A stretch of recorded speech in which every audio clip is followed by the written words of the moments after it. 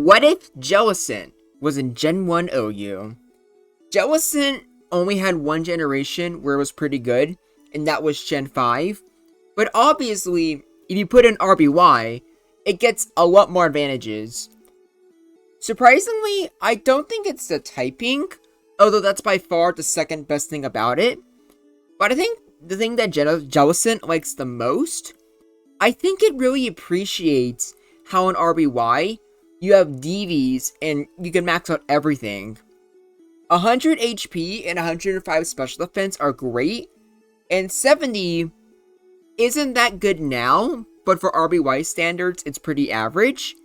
So maxing out everything is honestly pretty good. But you also get that water ghost typing. You have all the advantages of ghost, being immune to normal, immune to hyper beam and explosion, and with that water type, you resist Slowbro Surf, and more importantly, you resist Blizzard. A lot of people probably don't remember this Pokemon, but I've always had fond memories of it, because it's one of the few Pokemon that I tried looking at in competitive, because I started getting interested in competitive Pokemon around the Gen 6 era, when I was in middle school. And there was one video I saw of someone using Jellicent in VGC, and actually not doing that bad with it. And years later, this funny guy has always stuck with me, and thankfully in RBY, he's gonna do pretty well.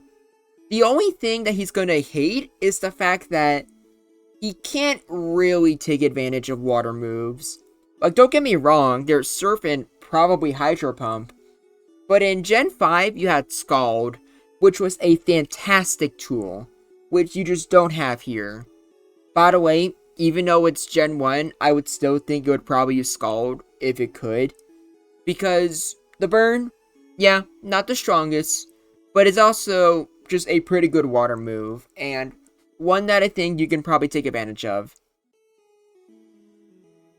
Now, you look at the moveset, and you might think it's a little weird. Acid Armor? Really? Well, let me start out by saying that Nightshade and Recover are the only real must-haves, while Ice Beam is a probably have most of the time.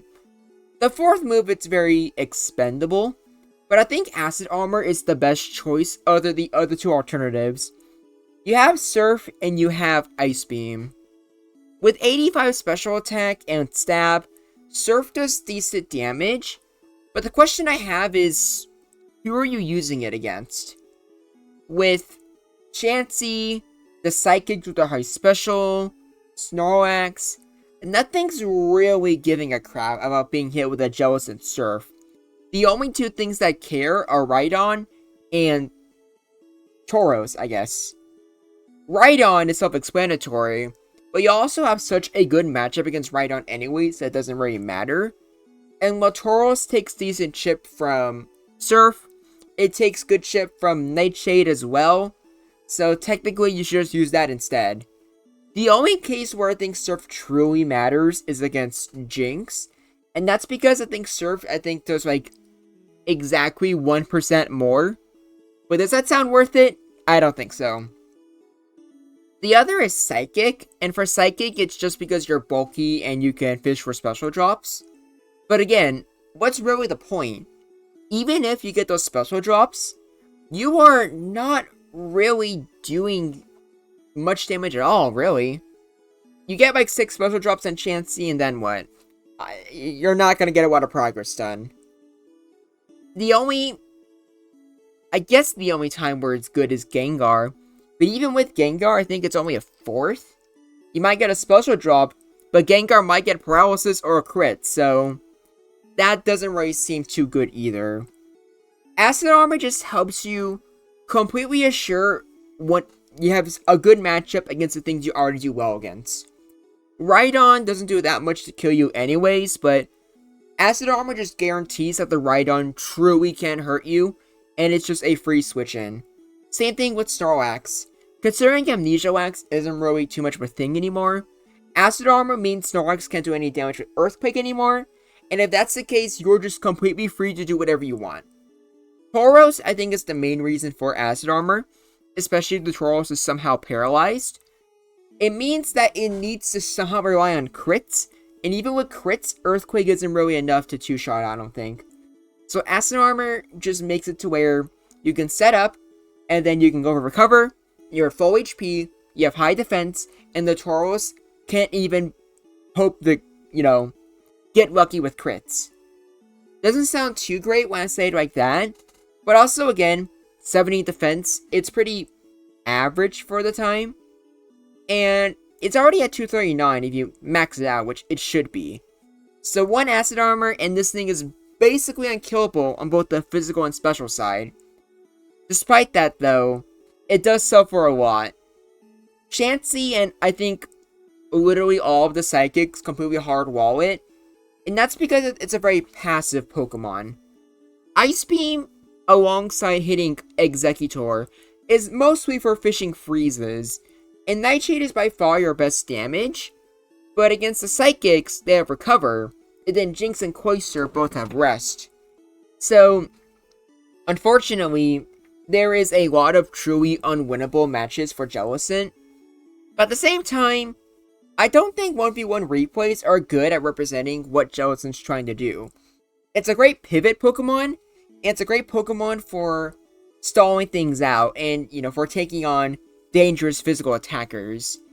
So even though it's not going to do too hot in the replays when it comes to these Pokemon with recovery, again, I don't think that really matters, because I don't think that's what Jellicent wants to do.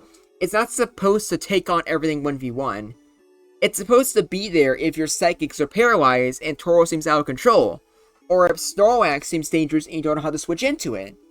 Those are things I can't show with 1v1 replays, but those are absolutely what Jellicent's made to do. But how do we see it go against other Pokemon? Only one way to find out. Starting off with the boy himself, we got Tauros. And without, any crits, it already does 25%.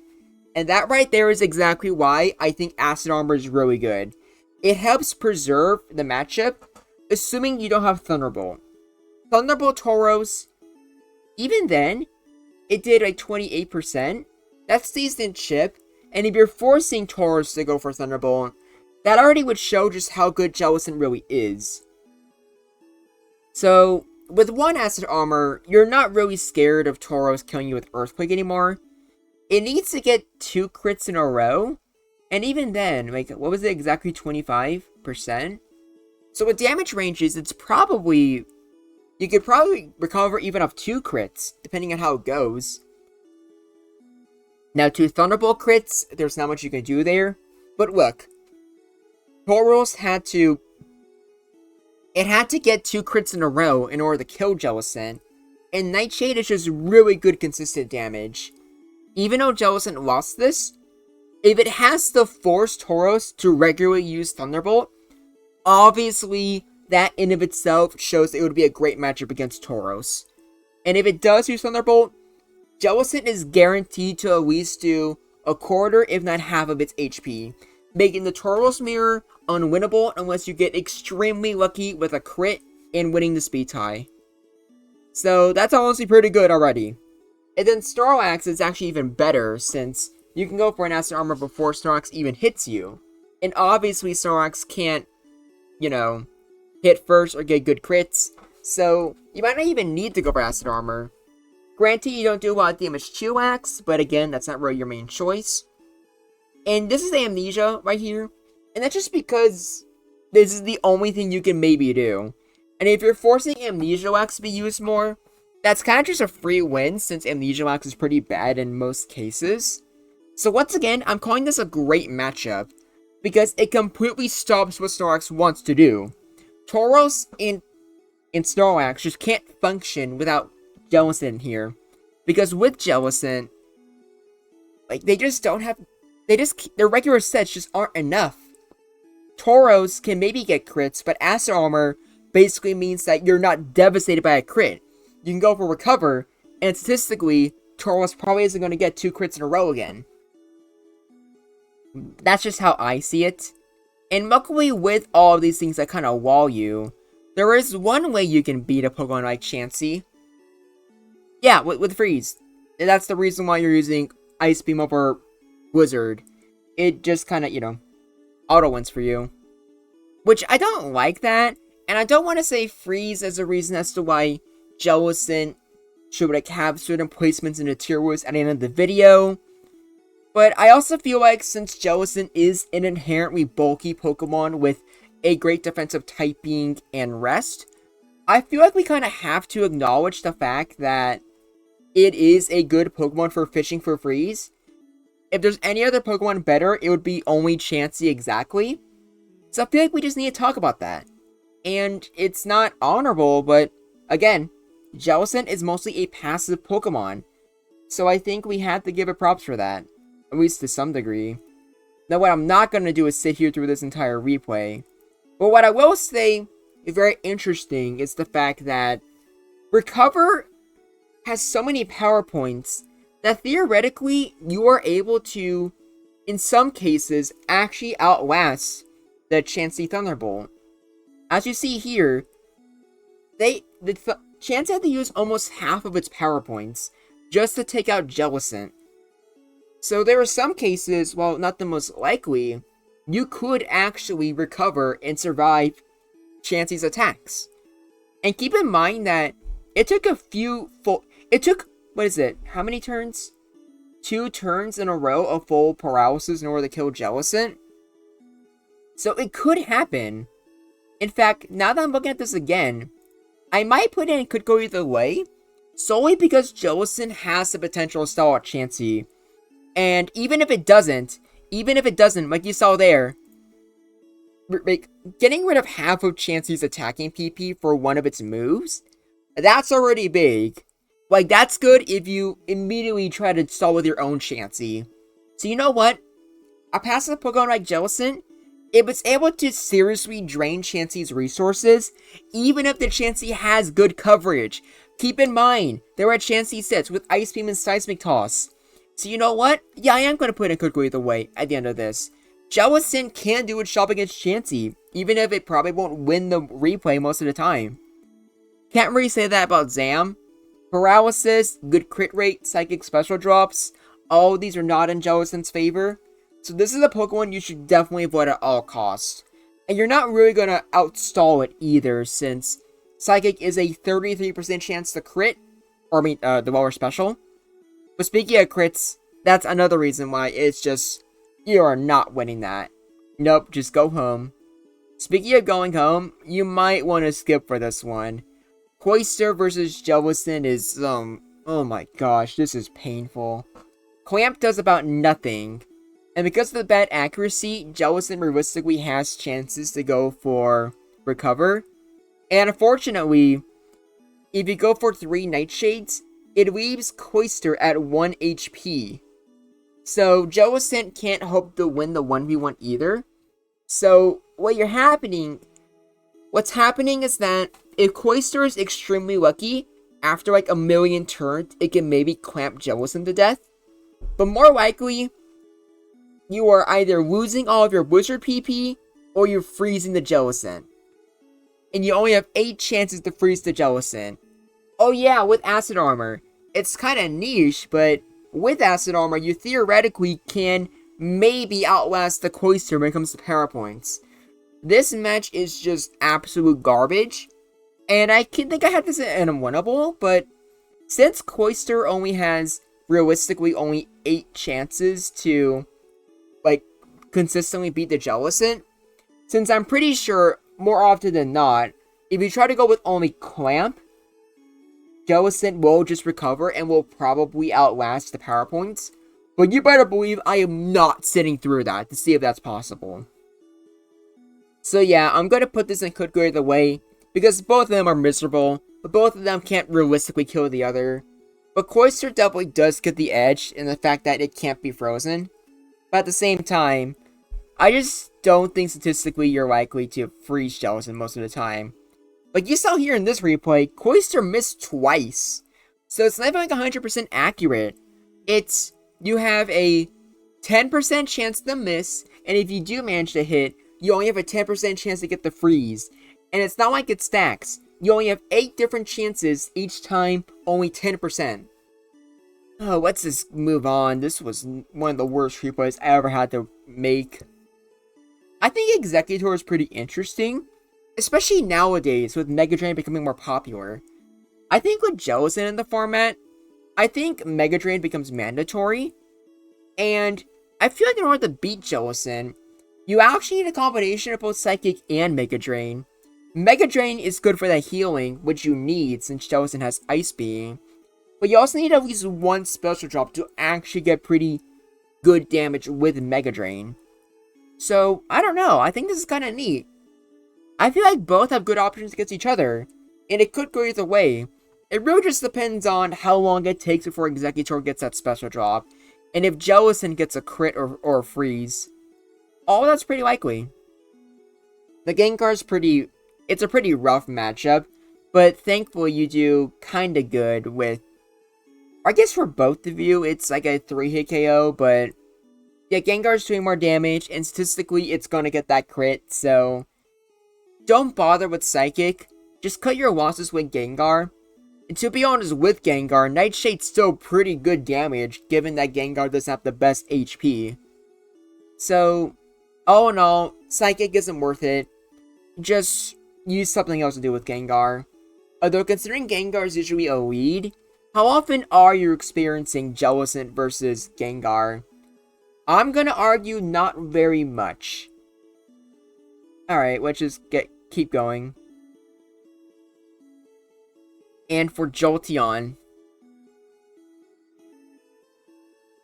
Okay, that was fun. I think we should move on now. Alright. Is this one more fun? It's Jinx. Honestly, I think this is actually even less fun than Gengar. And that's because when you're using Nightshade, Rest is like your #1 enemy. You hate it with a passion. And if you use 3 Nightshades, I think that leaves Jinx at, like, what, 10 HP? So yeah, at least with Gengar, it's kinda interesting since it's only doing a third despite High Special and Thunderbolt being super effective. But this? Yeah, no, get away from this as well. Hopefully this next replay will be more entertaining. And I think it is because it's right on. And honestly, notice how that did 22%? This is another reason why Acid Armor I think is kinda mandatory. Because while you're not gonna be in danger, if you don't have it, Earthquake is probably 3-hit KOing Jellicent. Because Rhydon's attack is that good, and Jellicent's defense is that average. This is what I mean when I say it's just better to, you know, like, better lock in on the matchups you're already good in, instead of trying to maybe have a chance of being chancy if you try to fish for special drops. In general, this is kind of my philosophy. I see some people really focus on giving things coverage to make sure that it has options against any Pokemon. I disagree with that. In my opinion, it's better to maximize on every Pokemon's potential instead of, you know, trying to make sure they're all around well-rounded. You could give Jellicent Psychic and try to put it against things like Chansey, and then maybe Thunderbolt will do less if you lowered Special.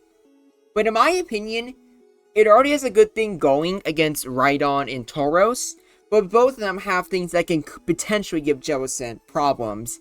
Tauros with crits and Rhydon just having raw damage. You can never beat Chansey with Psychic, it just makes the pain a little less, and makes the battle go a little bit longer. Same with Gengar and Cloyster. I guess it's technically a real move you can use against Cloyster, but at the end of the day, Cloyster also can just outspeed you with Clamp. So that fight's so miserable, and with Gengar, it's still just not going to work out most of the time. But if you give Acid Armor, it just makes Rhydon and Tauros consistent enough to where you can basically always rely on it, unless it's like abysmal bad luck, or Tauros it's forced to go for Thunderbolt. That's just the way I feel. You can disagree with me in the comments if you want, but let's just keep moving. Now for Slowbro, this one really kind of surprised me. I thought this was going to be another unwinnable. I thought it could be unwinnable. Because what would you expect? Slowbro can paralyze and go for rest, and Jellicent's main move is to rely on Nightshade. But luckily, your water typing and that 105 special defense is really helping you out. it actually means that this is not unwinnable. Granted, you have to rely on the cheese that is Ice Beam, but you're gonna see in a bit. But even with Max Special, Slowbro is only doing a third, I think. Or not a third. It 3-hit KOs with Surf. See? He only did 43%. So it's kind of surprising, but Jellicent could maybe cheese this. With Recover, it would take 2 paralysis in a row to, have Slowbro kill it. Which, while not the most unrealistic thing in the world, at the same time, for Slowbro to paralyze and to go for not 1, not 2, but 3 amnesias, that's already 4 different times for Jellicent to go for Ice Beam. So Slowbro needs to fully set up and have the paralysis to have the option of killing, and that's already giving Jellicent 4 different opportunities to go for Ice Beam. And I know I had the opposite logic for Cloyster, but the difference with Cloyster is that it only has Blizzard, so it has only has 8 power points. Jellicent, if Jellicent uses 4 power points, that's only a fourth of all of Ice Beam's PP. So that's just nowhere near as bad. It's far less of, and you have far less to lose in that situation. But that's just how I see it. You can call me a hypocrite if you want in the comments, but I think my logic is pretty secure there. Also, speaking of secure logic, you're not winning this. You're only winning with Bliss Surf. But is Bliss Surf Starmie even a thing? Maybe, but I don't see too much of an advantage to it. Psychic and Thunderbolt, doesn't matter which one, it's taking you out. Starmie has Recover, you're not winning that. Now for Victory Bell, this could have gone 1 or 2 ways. It really just depended on how much Ice Beam did. And unfortunately, it's not doing enough to where I think Jellicent can, threaten Victory Bell. I think Victory Bell's pretty bad. But since it's weak, and since it is taking some decent chip, it's not unwinnable, but you're probably not winning it. And then Zapdos is the opposite. Zapdos has a much higher special.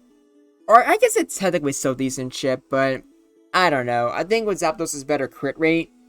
Or I guess crit rates don't matter at Victory Bell, but either way, I think this is pretty bad. This is normally where I would end the video, but since this is a Patreon requested video by my Patreon supporter Plausible, we're going to add 3 more replays that either make more sense thematically, or are just good to compare when it comes to non-OU Pokemon. And this first one I think is pretty obvious. Both of these are jellyfish, so we gotta see how Tentacle does. I don't think Tentacle has a reliable moveset for OU, since it's normally a UU Pokemon. So this might be the wrong move to use, but with Surf and Blizzard, I'd imagine those are the main options, since with Jellicent being a ghost type, it's not like you can use Sword Stance, Wrap, or Hyper Beam. So I think Jellicent just kind of takes this very easily. Now this next one's probably my favorite, because it's the one that really surprised me. And it's with Lapras, another bulky water type. Both have the same speed stat, so that's already pretty interesting. But Lapras has Thunderbolt, so I thought, okay, this is gonna suck, but it's gonna be inevitable. Lapras fishes for the paralysis, maybe it'll get lucky with a crit, and then eventually it'll take Jellicent out. Well, that's not what we got here. Remember how with Chansey, I told you that while unlikely, there's a chance for Jellicent to PowerPoint stall the Thunderbolt PP? Take a guess what happens here. And technically, on paper, this should be even worse. Lapras has a better crit rate. And in this, Lapras does get crits. I think at least 2, but might have gotten 3. And despite that, Jellicent was able to beat the odds and actually survive the Lapras. In fact, I was so unprepared for this, I didn't put rest on the Lapras. I didn't think it would get this far. But it did. So I'm putting this a good go either way, and it's one that fascinates me. Granted, Jellicent never got paralyzed twice in a row, but at the same time, Chansey has a 100% chance to paralyze with Thunder Wave, while Lapras needs the 10%. So, even though on paper it should still be like Chansey, paralysis is just not even guaranteed here, which makes Jellicent's role of, outlasting the Thunderbolt PP more possible. So you know what? Good for Jellicent. That surpassed my expectations, but I'm proud of you. This is why I like Jellicent, and why it's one of the Pokemon that got me interested in competitive. Let's go. Now, last but not least, Weepinbell. And that's because Weepinbell is technically on the viability rankings. You have it if you want a second Victory Bell. Unfortunately, its Razor Leaf does half. But since Ice Beam almost does half in return, I'd imagine with at least a crit or like maybe a better damage range, it could maybe take out Weepinbell. So I think I'm gonna put it in... Could go either way? Question mark?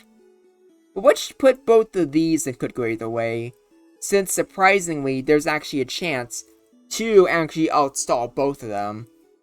But yeah, here we go. As you can tell, this is a Pokemon of a lot of extremes. There's nothing a good matchup. It's either it completely dominates, or it's kinda unwinnable. Exeggutor is kind of the exception here. If you want, we can put Exeggutor in good matchup, and that's because for these 5, Jellicent either needs to PowerPoint stall, or it needs to, like, get lucky with, misses or status or whatever. So, kinda weird. But since Exeggutor can absolutely win half the time, we're putting it could go either way. Weird Pokemon, but also one that I'm kinda glad I did. Tell me what you think.